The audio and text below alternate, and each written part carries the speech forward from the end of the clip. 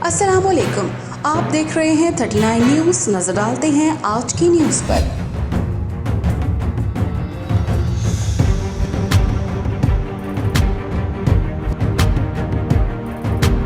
तफसीलात जानते हैं अपने नुमाइंदे से।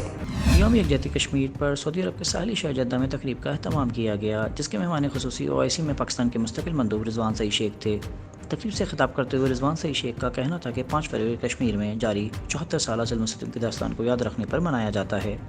इस दिन को मनाने का मकसद कश्मीरी अवाम से हमदर्दी है और इन पर होने वाले मज़ालिम के ख़िलाफ़ बैनुल-अक़वामी सतह पर आवाज़ उठाना है, ताकि कश्मीर का फ़ैसला अक़वाम मुत्तहिदा के क़वानीन के मुताबिक हल हो सके। उनका मज़ीद कहना था कि पाकिस्तान कश्मीरियों की अखलाकी और सफ़ारती मदद जारी रखेगा और तमाम बैनुल-अक़वामी प्लेटफार्म पर कश्मीरियों की आवाज़ उठाता रहेगा। तकरीब की सदारत कौमी यकजहती फ़ोरम के कन्वीनर रियाद बुखारी ने की।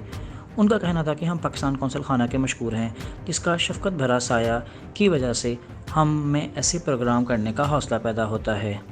तकरीब में पाकिस्तान तहरीक इंसाफ के कैसर जावेद, शाहीन अफरीदी, अहमद बशीर, पाकिस्तान मुस्लिम लीग काफ से अज़हर बड़ाइच, अवामी नेशनल पार्टी के नौशीरवान खटक, पाकिस्तान पीपल्स पार्टी के सदर करम, ओवरसीज़ कश्मीर कमेटी के सरदार इशफाक, खुर्शीद मित्याल, राजा शमरुज़, वक़ास इनायत, मारूफ हुसैन और दीगर सियासी, समाजी और सहाफ़ी हल्कों से लोगों ने शिरकत की।